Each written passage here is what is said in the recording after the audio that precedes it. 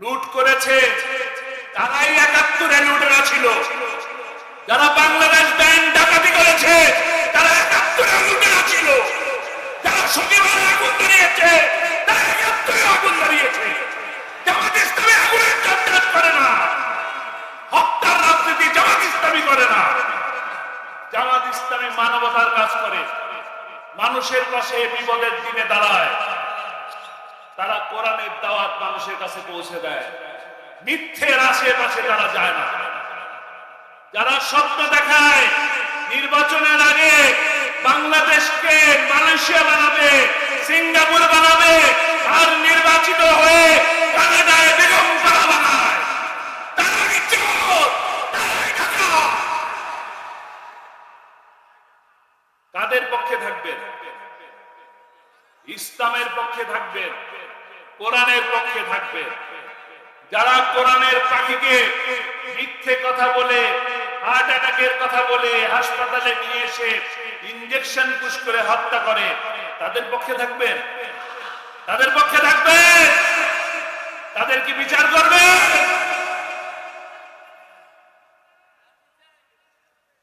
সেই হত্যার যদি বিচার করতে চান, তবে তার একটি স্বপ্ন ছিল।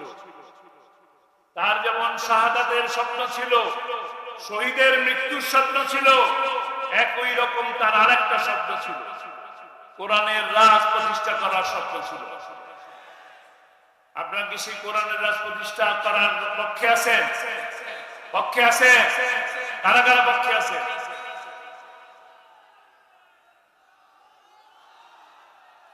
কিশোরগঞ্জ ইউনিয়নের উদ্যোগে সিরাতুন নবী মাহফিল, আজকের এই মাহফিলের সম্মানিত সভাপতি শহীদি কাফেলা বাংলাদেশ জামাত ইসলামীর কিশোরগঞ্জ উপজেলা আমির,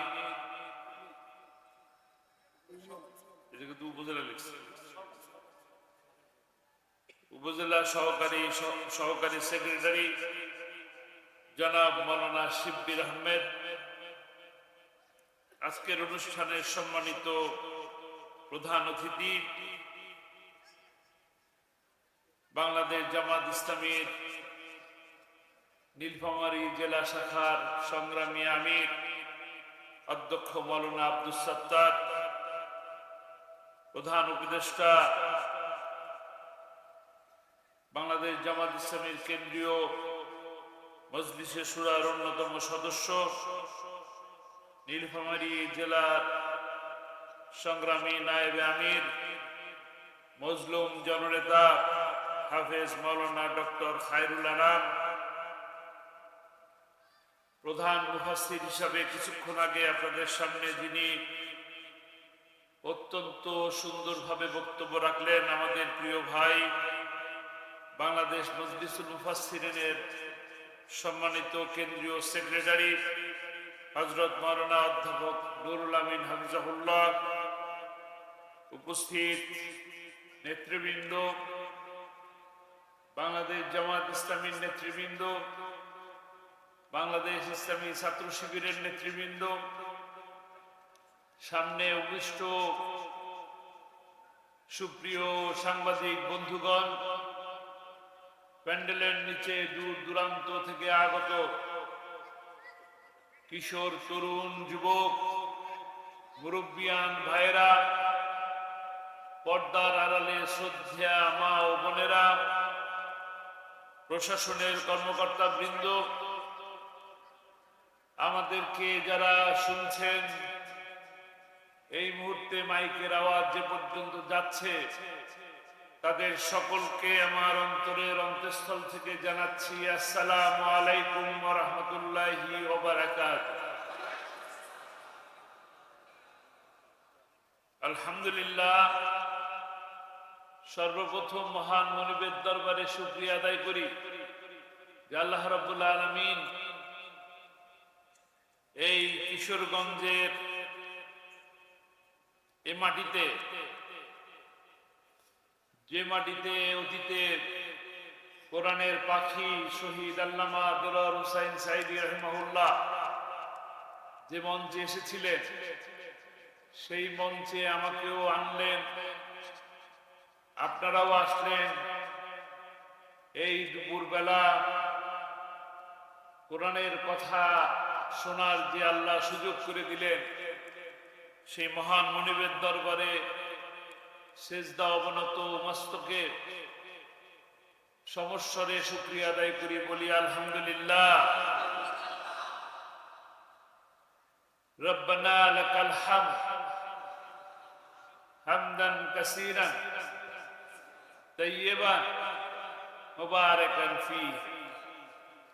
সেই সাথে ধন্যবাদ জানাই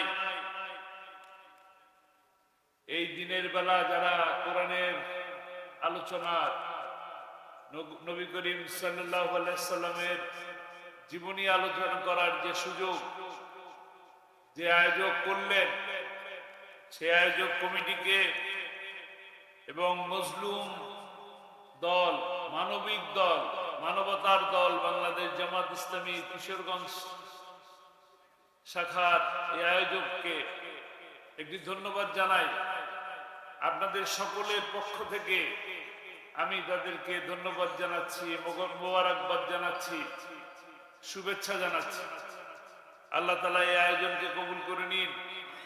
এই আয়োজনের মাধ্যমে এই এলাকাকে আবাদ করে দিন। আল্লাহ তাআলা আমাদেরকে কঠিন মুসিবতের সময় এই মাহফিল আমাদের জন্য নাজাতের উসিলা হয়ে যায়, বলে আমিন। আল্লাহ তাআলা কোরআনের মধ্যে বলেছেন, লাকাদ কানা লাকুম ফি রাসূলিল্লাহি উসওয়াতুন হাসানাহ।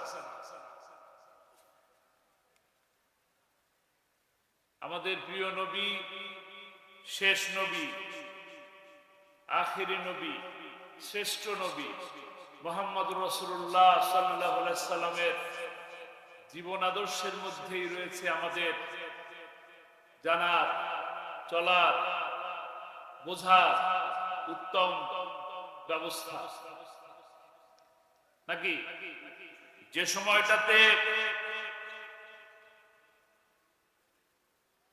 সময়টাতে আয়ামে জাহেলিয়াতের যুগ বলা হতো, যে সময়টাতে নারীর কোনো মর্যাদা ছিল না, যে সময়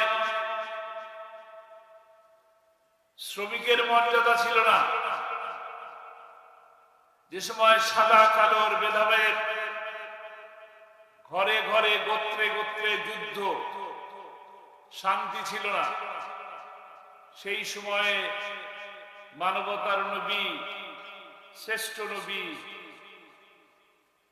আমাদের প্রিয় নবী মুহাম্মদুর রাসূলুল্লাহ সাল্লাল্লাহু আলাইহি সাল্লাম এই পৃথিবীতে আসলেন এবং সোনালী যুগ, স্বর্ণালী যুগ, ন্যায় ইনসাফ প্রতিষ্ঠার মাধ্যমে সৃষ্টি করলেন।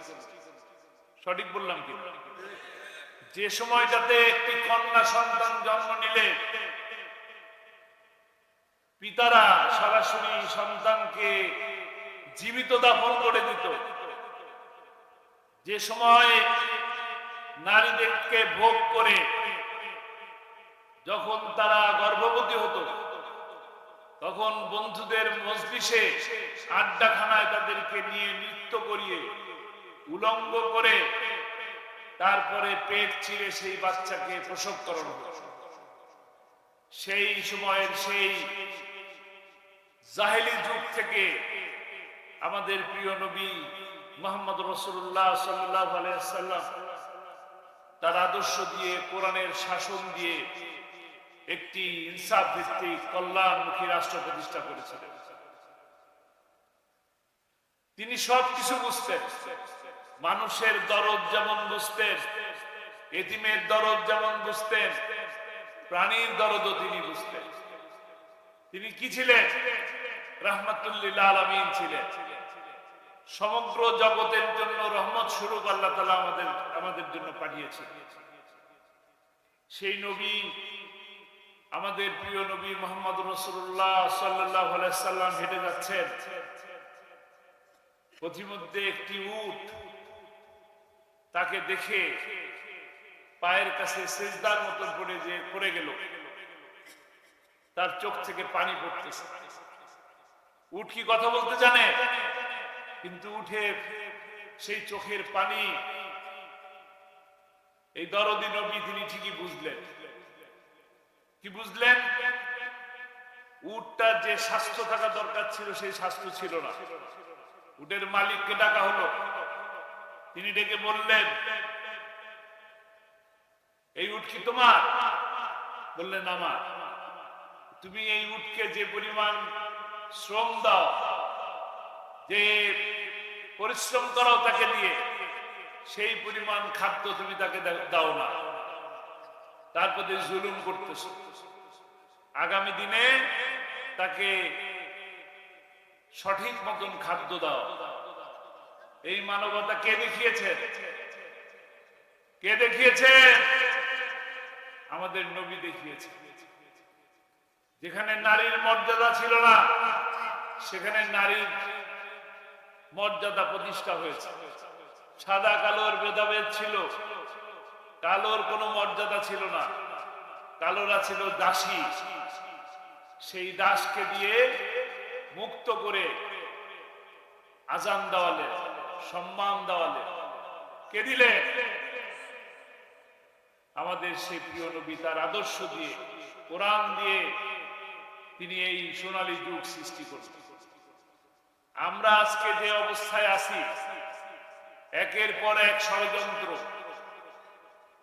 আমরা সেই কোরআনকে ছেড়ে দিছি, নবীর আদর্শকে ছেড়ে দিছি, যে কারণে আমাদের উপরে একের পর এক মুসিবত আসে, বিপদ আসে। আমরা বারবার ষড়যন্ত্রের শিকার হই।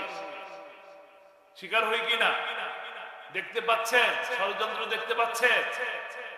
গতকালকেও গভীর রাতে সচিবালয়ের 7 নম্বর ভবনের 2 মাথায় আগুন ধরিয়ে দেওয়া হয়েছে। ষড়যন্ত্র হচ্ছে, টের পাচ্ছেন?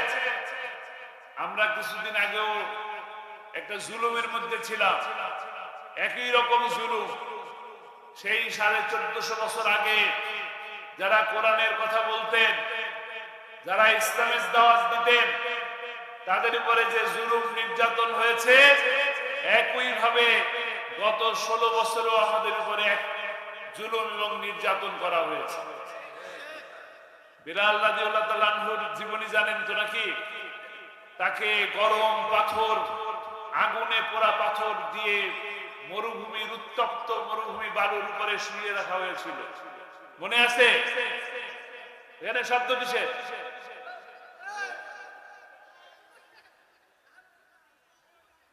ওনাদেরকে ঠান্ডা করার দায়িত্ব লোক আছে, আপনার কথা শুনে। এই শাস্তি দেওয়া হয়েছিল কাকে? বিলাল রাদিয়াল্লাহু তাআলা আনহুকে। যেন তাকে কলেমা থেকে দূরে রাখা যায়, যেন তাকে ইসলামের পথ থেকে দূরে রাখা যায়। একই রকম আপনারা জানেন কিনা, মিঠাপুকুরে গেছিলাম, সেখানে একটি পরিবার, একজন স্বামী এবং স্ত্রীকে গুম করা হলো। স্বামীকে রাখা হয়েছে এই নীলফামারীতে, আর স্ত্রীকে রাখা হয়েছে রংপুরে, মিঠাপুকুর রংপুরে। একটি কবরের মতন বানানো হয়েছে, সেই কবরের মধ্যে ওই পুরুষটিকে রাখা হয়েছিল, আর মহিলাটাকে রাখা হয়েছিল একটি ছোট্ট ঘরের মধ্যে। ওই মহিলার উপরে এরকম নির্যাতন করা হয়েছে যে প্রতিদিন তার শরীরে ব্লেড দিয়ে ছোট্ট একটু কেটে দিত। কেটে দিয়ে সেই কাটা অংশে লবণ লাগিয়ে দেওয়া হতো। কি ছিল এটা? নির্মম বর্বর অত্যাচার। এই অত্যাচারের কারণ কি? ইসলামের কর্মী। জামাত ইসলামের কর্মী হওয়া কি অপরাধ? জামাত ইসলামের কর্মীরা কি আপনাকে মারে, পিটায়, নাকি আপনাদেরকে বিপদের পাশে দাঁড়ায়? জঙ্গি তো তারা, সন্ত্রাসী তারা, যারা দেশব্যাপী লগি বৈঠা ডেকে নিয়ে যে ঢাকা শহরে 11 জন মানুষকে রাজপথে পিটিয়ে পিটিয়ে হত্যা করে লিপ্ত করেছে। জামাত ইসলামের ইতিহাসে এগুলা নাই। আছে একটা ছেলে আপনার বুয়েটের ছাত্র, সে ফজরের নামাজ পড়ে। অপরাধ কি? ফজরের নামাজ পড়ে। এই কারণে তাকে শিবির সন্দেহ করে ঘরের মধ্যে নিয়ে রুমের দরজা আটকিয়ে হাতুড়ি দিয়ে গিরায় গিরায় পিটিয়ে পিটিয়ে হত্যা করেছে। জানেন কিনা? সন্ত্রাসী কারা? সন্ত্রাসী কারা? 5ই মেতে যারা রাতের আধারে লাইট অফ করে দিয়ে, কারেন্ট অফ করে দিয়ে পাখির মতন গুলি করে এতিম ছেলেদেরকে মারা হলো, সন্ত্রাসী কারা? জঙ্গি কারা? যারা পালিয়ে গেছে তারাই জঙ্গি। আজকে যারা সচিবালয়ে আগুন জ্বালিয়েছে, ওই পরাজিত পালিয়ে যাওয়া শক্তি আগুন জ্বালিয়েছে। নিঃসন্দেহে বলা যায় তারা এই দেশকে অস্থিতিশীল করার জন্য এই ষড়যন্ত্র করছে। আমাকারু আমাকারুল্লাহ আল্লাহু খায়রুল মাকিরিন। তারা ষড়যন্ত্র করে, আর মহাপরিকল্পনাকারী কে? আল্লাহ। কোরআনের বিপক্ষে থাকলে কখনোই মানুষের মনের মধ্যে জায়গা নেওয়া যায় না। কোরআনের বিপক্ষে থাকলে, ইসলামের বিপক্ষে থাকলে কখনোই সম্মানিত হওয়া যায় না। কোথায় যায়? নিপতিত হয়। আপনাদের কোরআনের পাখি আল্লামা সাইদিকে 13 বছর বন্দী করে রাখা হয়েছে মিথ্যে কথা বলে। তিনি কি রাজাকার ছিলেন? তিনি যুদ্ধাপরাধী ছিলেন? তিনি কি লুটেরা ছিলেন? তিনি কি কোন বাড়িতে আগুন জ্বালিয়েছে? আগুন জ্বালিয়েছে তারা, পরিষ্কার দেখা যাচ্ছে। রাতের আধারে সচিবালয়ে আগুন জ্বালিয়েছে তারা। বাসের আগুন জ্বালিয়ে 100 জন মানুষকে মারা হয়েছে। 2014 সালে অসংখ্য আগুন সন্ত্রাস করা হয়েছে দেশে, শুধু ক্ষমতায় থাকার জন্য। এরা ক্ষমতায় থাকার জন্য হত্যা করে, এরা ক্ষমতায় যাওয়ার জন্য হত্যা করে, ক্ষমতাকে পাকাপোক্ত করার জন্য হত্যা করে, আগুনও জ্বালায়। শুধু যে মানুষটা পালিয়ে গেল, যারা পালিয়ে গেল তারাই শুধু এই কাজ করে না, তার বাপ ওই একই কাজ করে গেছে। বাংলাদেশ স্বাধীন হওয়ার পর, এই বিজয়ের মাস, বাংলাদেশ স্বাধীন হওয়ার পর এই দেশে 30,000 মানুষকে সে হত্যা করেছে, বিনা বিচারে হত্যা করেছে। এবং তার কন্যাও একই সাহসে, একই কারণে ক্ষমতায় থাকার জন্য একের পর এক হত্যা করে গেছে।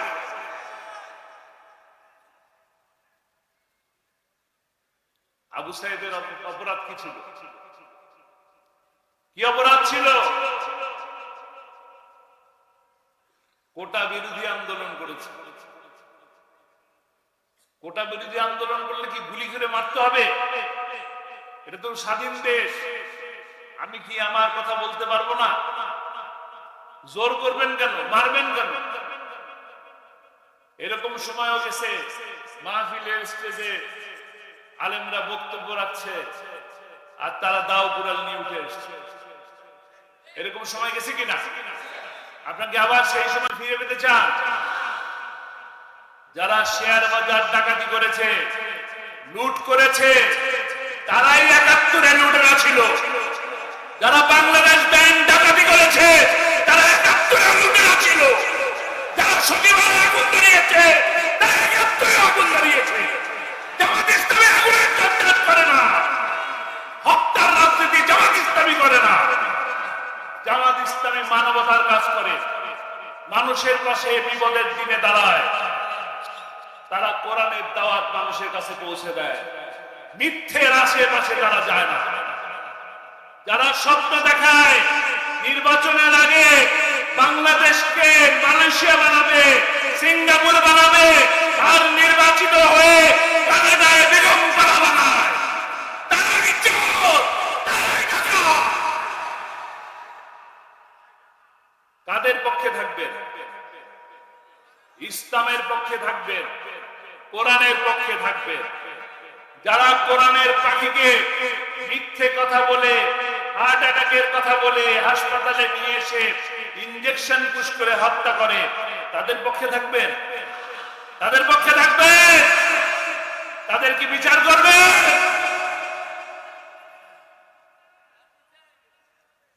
সেই হত্যার যদি বিচার করতে চান, তবে তার একটি স্বপ্ন ছিল। তার যেমন শাহাদাতের স্বপ্ন ছিল, শহীদের মৃত্যুর স্বপ্ন ছিল, একই রকম তার আরেকটা স্বপ্ন ছিল, কোরআনের রাজ প্রতিষ্ঠা করার স্বপ্ন ছিল। আপনারা কি সেই কোরআনের রাজ প্রতিষ্ঠা করার পক্ষে আছেন? পক্ষে আছে? কারা কারা পক্ষে আছে?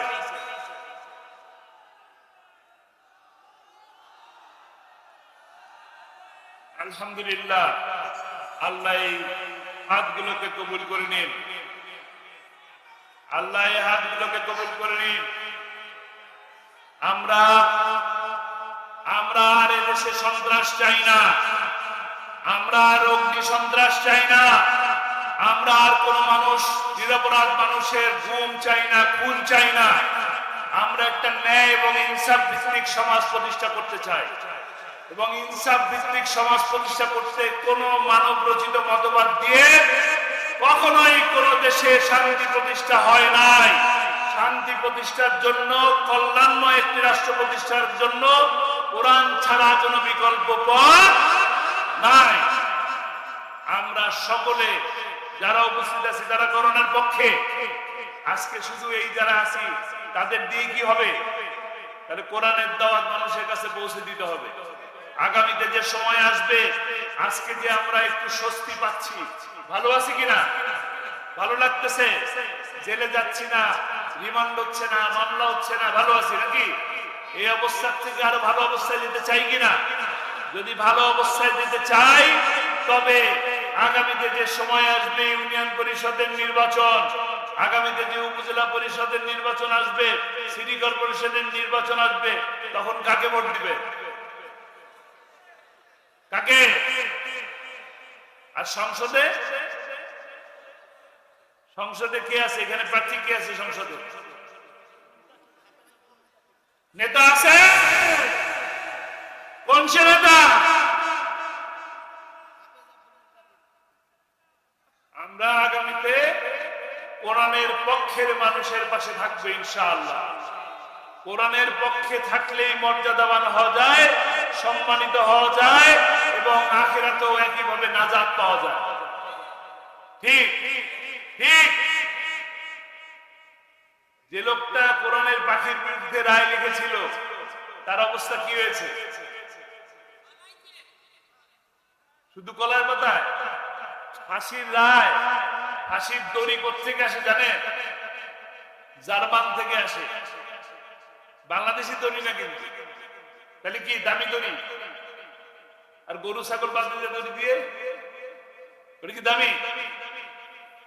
কোরআনের পাখির বিরুদ্ধে যে ফাঁসির রায় লিখেছে, তাকে গরু ছাগলের দড়ি দিয়ে গলায় বেঁধে টেনে হেঁচড়ে নিয়ে গিয়েছে।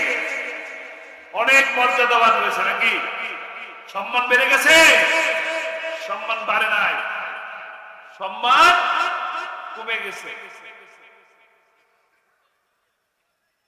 ঝিনাইদহের একজন এমপি আছে, আনার নাম, ফাঁসির রায়ের পক্ষে মিছিল করলেন। মিছিল করে মিষ্টি বিলালেন, মিষ্টি বিলিয়ে সমাবেশ করলেন। সমাবেশে বললেন, অনতিবিলম্বে রায় কার্যকর করতে হবে। কার রায়? কার রায়? এবং সাইদির দাফন বাংলার মাটিতে হতে দেওয়া হবে না। আনারের দাফন কোথায় হয়েছে? কোথায়? টয়লেটে। খারাপ লাগে, খুবই খারাপ লাগে। তার পরিবারের প্রতি আমি সমবেদনা জানাই, দুঃখ প্রকাশ করি। কিন্তু কোরআনের বিপক্ষে থাকলে, ইসলামের বিপক্ষে থাকলে তার পরিণতি এটাই হয়। আসুন আসুন আমরা কোরআনের পক্ষে থাকি, কোরআনের জন্য কাজ করি, কোরআন পড়ি, কোরআন বুঝি, কোরআন পরিবারে মানুষকে কোরআন বুঝায়, কোরআনের রঙে নিজেকে রাঙায়, এরপরেই একটি সময় আসবে যখন একটি শান্তি, কল্যাণ এবং ইনসাফময় সমাজ প্রতিষ্ঠা হবে। আমরা সেই সমাজের দিকে এগিয়ে যাচ্ছি। আল্লাহ যদি আমাদেরকে তৌফিক দান করেন, একটা সময় একটা দিন আসবে, আমরা দেখতে পাচ্ছি আগামী দিনের যে সূর্য সেটা ইসলামের সূর্য, আগামী দিনের যে সূর্য সেটা কোরআনের সূর্য, আগামী দিনের যে পার্লামেন্ট সেই পার্লামেন্ট হবে কোরআনের পার্লামেন্ট ইনশাআল্লাহ। আল্লাহ তাআলা আমাদের সকলকে কবুল করুন। আমা তৌফিক ইল্লা বিল্লাহ। আসসালামু আলাইকুম ওয়া রাহমাতুল্লাহ।